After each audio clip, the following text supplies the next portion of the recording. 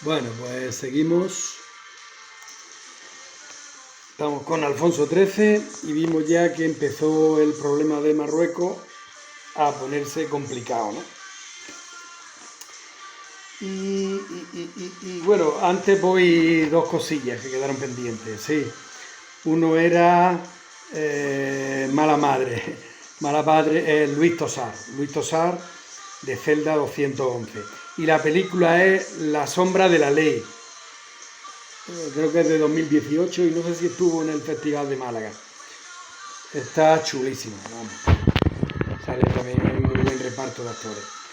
Pero bueno, la ley de fuga es un tipo de ejecución extrajudicial que consiste en simular la evasión del detenido, sobre todo cuando es conducido de una prisión a otra, para, violando el habeas corpus, que es el derecho que tiene toda persona detenida a tener presente un juez en un plazo de X tiempo y que el juez le pueda liberar. Y el modus operandi es de dos maneras: o bien que la guardia y custodia se retrasa en el camino hasta que parezca que haya una distancia que parezca una fuga y disparar por la espalda, o no, para considerar de que el preso se estaba fugando, o indicarle al preso que puede pasear y hacer lo mismo, ¿no? Y este nombre, esto de pasear, de aquí proviene el tristemente conocido, célebre paseo de la Guerra Civil. Pues nada, hemos aprendido otra cosilla. Bueno, pues dijimos que ya empezó el problema de Marruecos y entonces, pues, por ejemplo, hubo una primera sublevación en el Rif en el 1920 de Ahmed Rausini, pero creo que consiguieron eso. La técnica que se seguía allí, se iban desde Tetuán hacia Anual, se fueron incursiendo, o sea, se fueron metiendo dentro del territorio de cábila en cábila, ¿no? De tribu en tribu, iban haciendo fortines, una de estas que le llamaban bloqueo, y ahí se iban quedando soldados para defenderlo. Por tanto, cada vez se iba debilitando el ejército, ¿no? Es cuando llega Silvestre, cuando se adentran hacia Anual. Bueno, vamos a ver un poco que después de esta insurrección de Al-Rasuni, pero es cuando luego surge la figura de Abdelkrim. Abdelkrim, vamos a hacer un poco síntesis, nació en Axdir, que es de ahí de una cábila al lado de Alucema, ¿no? Que luego ya vamos a ver que es famoso. Estudió en Melilla y Tetuán el bachillerato y luego incluso fue a estudiar, no sé si Derecho, a Salamanca. Tuvo un hermano en Ingeniería de Minas, no sé si en Málaga. Bueno, luego fue funcionario español de traductor y escribiente en la oficina de tropas indígenas. Pero como fue medio acusado de colaborador con los alemanes ya cuando empezó la Gran Guerra, ¿no? Pues entonces, aunque eso a nosotros nos daba igual, pero luego se dieron cuenta de sus verdaderas intenciones, que no eran otras nada más que intentar caudillarse y hacer una república e independizarse, ¿no? Y entonces estuvo un tiempo encarcelado y se escapó y ya fue creando un ejército, ¿no? Es más, mucho de nuestro ejército nativo fue desertando en masa y se le fue uniendo a la guerrilla marroquí. Entonces, pues eso, Abdelkrim consigue más o menos ya hacer un ejército. Pero voy a verlo aquí más ordenadamente. En 1919 España libraba una guerra colonial en el norte de Marruecos. El pago de 2.000 pesetas eximía del servicio militar. Otra vez sale esto por aquí. Así que solo iban los pobres a combatir en aquel inhóspito lugar. El 12 de febrero de 1920 el general Silvestre tomó el mando, el cargo de comandante de general de Melilla. El ejército colonial contaba con una intendencia corrupta que a menudo vendía fusiles y munición a los propios rifeños. O sea que nosotros mismos, eso se ve en una serie Tiempo de Guerra, está muy buena, muy bien esa serie, de enfermeras que van allí a un hospital de Melilla, por la reina María Victoria, que es más o menos la que lo sufraga y eso. Está muy bien la serie, yo la he visto. Lo que pasa es que solo se quedó en una temporada. Que sale esta, la de Sin tetas no hay paraíso, que no sé, Amaya Salamanca, no, esa es la cantante. Parecía, bueno, esta actriz, luego ya no ha hecho más cosas, parece. Bueno, los soldados españoles, la mayoría de reemplazo forzoso, estaban poco entrenados, cobraban poco y mal alimentados. ¿Por qué? Porque es lo que hemos dicho, vestidos y calzados solo con alpargata. Bueno, entonces era un poco exageración andaluza, pero tampoco, no me lo creo. O sea, porque había corrupción ahí, tela marinera, lo más grande. Con 13.000 desmoralizados soldados, el general Silvestre decidió, contra la opinión de sus colegas, avanzar hacia el interior del territorio rifeño, internándose en las cávilas, más de 130 kilómetros, e iba estableciendo pactos con los jefes de las tribus o cávilas amigas. Mientras en el Rif Abdelkrim, un rifeño antiguo funcionario de la administración española, de la Oficina de Asuntos Indígenas de Melilla, acaudillaba una rebelión que contaba con 11.000 reclutados en las montañas. El general Silvestre toma la desastrosa decisión de dividir su fuerza en 144 puestos, los cuales, faltos de munición y agua, en 2 días son sitiados y asaltados. Van cayendo como fichas de dominó. Y los que se rinden son degollados, y además las cávilas amigas se vuelven en contra y atacan a los españoles. Lo que yo decía, que desertaban en masa y se le unían al Abdelkrim. Abdelkrim suma 18.000 efectivos ya. Silvestre ordena retirada. En la retirada, los 2.000 policías indígenas asesinan a los mandos españoles y también arremeten contra los soldados en la retirada. Caos y abandono a su suerte. Hay que decir, pues, eso, que hay una deserción en masa, por tanto, Silvestre pacta una retirada con, no sé si directamente con Abdelkrim, pero nada, o sea, según dicen los militares, a veces lo fácil, o sea, lo difícil no es avanzar y conquistando terreno, sino cuando hay una retirada, ahí es donde está lo difícil, ¿no? Porque de retirada ordenada y que se van cubriendo, eso puede derivar en una desbandada, que es lo que pasó ahí. Y entonces, claro, aquí esta gente pues no hicieron prisioneros, era pasar a cuchillo. Y entonces, pues, vamos, el desastre de anual. Fernando Rivera protegió la retirada con el 80% de bajas, pero provoca que muchos soldados se pongan a salvo. que sería un familiar de Primo.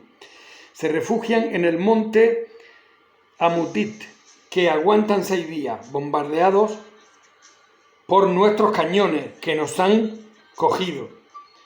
Entregaron la plaza a cambio de la vida de los soldados, pero los rifeños no respetaron. Una vez desarmados, procedieron a degüello. No, más o menos lo que yo he dicho. Quedan 60 de 3000. Abdelkrim extiende su dominio por todo el Rif y peligra la propia Melilla.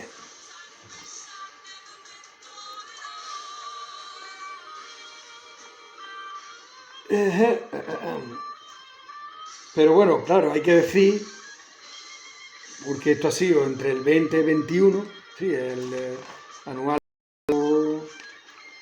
entre 1920 y 20, pero luego nosotros empezamos a... El conflicto bélico que ha costado una fortuna en vida, económicamente, ha conseguido barrer los... No, bueno, esto no. En fin, nosotros empezamos a ir conquistando algo. Pero hasta como este hombre comete el fallo que se mete, bueno, esto lo voy a decir aquí, claro, sí, empieza aquí. A mediados de septiembre del 25 manda la Legión un cuerpo profesional recién creado fuera a ir reconquistando otra vez.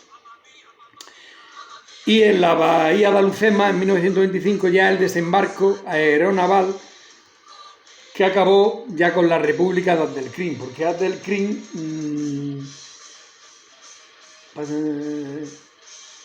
los marroquíes proclaman la República en el 1922, se recupera algo de terreno, en 1923 es cuando la dictadura de Primo, porque claro, ya es que yo me he saltado, aquí el problema es que si sigues con Marruecos, España se queda... Habría que ir día a día, o mes a mes, o año a año, con lo que pasó en todos los sitios, ¿no? Pero bueno, entonces Primo llega al poder en el 23 y ya esto lo organiza para el 25. Una flota combinada hispano-francesa, o sea, pero más bien hispana, un 90%, porque como ya dijimos en lo de en los vídeos esos de África, los franceses pusieron muy poco y empezaron desde el sur, desde su protectorado, para evitar que los abdelkrines se refugiaran, pero ellos lo que iban es también apoderándose de los sitios. Entonces, el desembarco provisional acabó con la República de Abdelkrim y se entregó a los franceses para no caer en manos españolas. Y es exiliado hasta 1947. Él se entregó a los franceses, puso esa condición para no caer en manos españolas. Los franceses, como ya dije, le dieron una jubilación dorada y estuvo, creo que en Egipto, porque muere en Egipto, en el Cairo. Exiliado, el protectorado español en Marruecos perdurará hasta el 58. 31.000 españoles. Pues ya está, más o menos. Dictadura de Primo. En Barcelona, el 13 de septiembre de 1923, llega al poder con españoles. Ha llegado para nosotros el momento más temido que esperado de recoger las ansias, de atender el clamoroso requerimiento de cuantos amando a la patria no ven para ella otra solución que libertarla de los profesionales de la política. Este movimiento es de hombre, el que no se sienta la masculinidad completamente caracterizada que espere en un rincón, sin perturbar los días buenos que para la patria preparamos. ¡Viva España y viva el rey! Entonces, callarse ahora no da idea, pero que tela marinera el discursito. Bueno, capitán general de Cataluña, Miguel Primo de Rivera, se pronuncia ante la indiferencia de la mayoría de la población. Solo la alta burguesía catalana, presa del pistolerismo, aplaude el golpe. Alfonso XIII, haciendo caso omiso de la Constitución, pues apoya un gobierno militar presidido por Primo de Rivera. Deja de ser una monarquía constitucional para convertirse en una dictadura. Alfonso XIII emprende aquí un camino político sin retorno. El nuevo régimen suspende las garantías constitucionales, disuelve las cortes, censura la prensa, anula partidos políticos, pone al ejército al mando de todas las gobernaciones de las provincias, crea los somatenes, que son como unas milicias armadas de voluntarios de origen catalán con la misión de velar por la ley y el orden. Esto se ve mucho en no sé si habéis visto la serie La Señora. En La Señora se ve este tema y salen los somatenes. Crea un partido propio, una plataforma política para un futuro, para intentar perpetuarse, ¿no?, como siempre hacen todos los dictadores, que es la Unión Patriótica, que se funda en 1924, partido único. Un programa regeneracionista, declara la guerra al caciquismo, no quiere reformar la administración, disuelve los ayuntamientos, autoridad militar. Los primeros años no hay oposición, incluso el PSOE acaba colaborando. Porque claro, aquí, o sea, creo que el golpe lo da con la excusa de, pues eso, de la decadencia política y poner orden, pero al poco tiempo intentar devolver el poder otra vez a unas elecciones y al pueblo. Que esa oportunidad la tuvo pues con el éxito de la operación militar de Alhucemas, ¿no?, con haber acabado con los conflictos con Abdelkrim. Pero lejos de haber aprovechado eso y haberse ido con la cabeza alta, pues siguió ahí hasta que al final pues acaba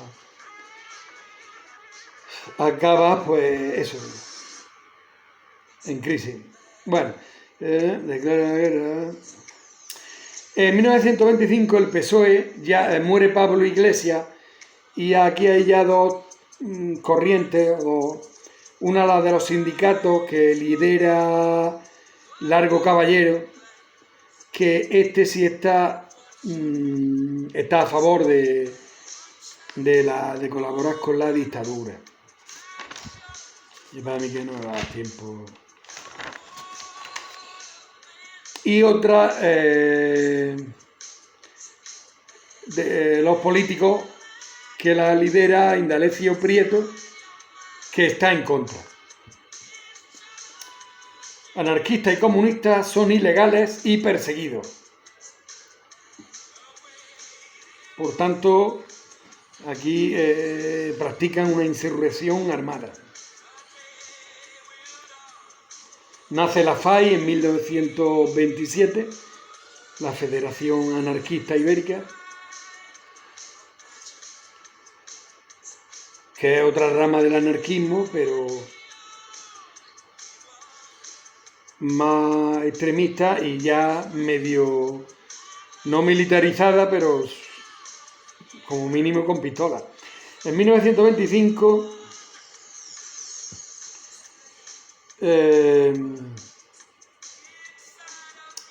no sé qué Fronte esta palabra. Bueno, Alfonso XIII, vale, sí, el desembarco de Alhucemas, es lo que hemos dicho.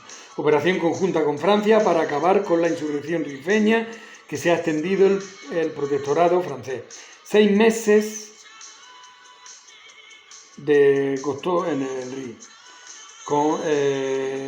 Aquí ya se empiezan a conocer los generales Sanjurjo, Mola, Godet, Franco, Varela. Máxima popularidad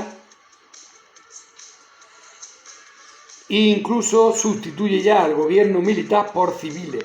El mismo, ¿no? Primo de Rivera crea un gobierno de civiles. Creo que estuvo pues desde el conde Romanones, si no en este primer gobierno, a lo mejor en otro, yo creo que el conde Romanones estuvo, y Calvo Sotelo también. José Calvo Sotelo.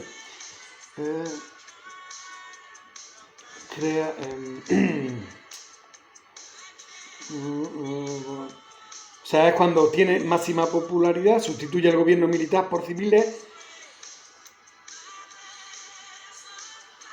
y perpetuarse en el poder, pero sin renunciar a la dictadura. O sea, quiere eso, ¿no? Perpetuarse en el poder, pero sin renunciar a la dictadura. Aquí, en esta época, es la Belle Époque, aunque la Belle Époque es en los años 20, pero nosotros llega con retraso. Bueno, estamos en el año 25. Euforia económica, la dictadura. Hay un ambicioso plan de obras públicas, de comunicaciones, 5.000 kilómetros de carretera, el doble de caminos vecinales, 1.000 kilómetros de vías férreas, embalses, riegos, política hidráulica, se crean las confederaciones hidráulicas. Entonces realmente, tanto que el otro se le dice Paco Rana, al final los pantanos ya lo había hecho este.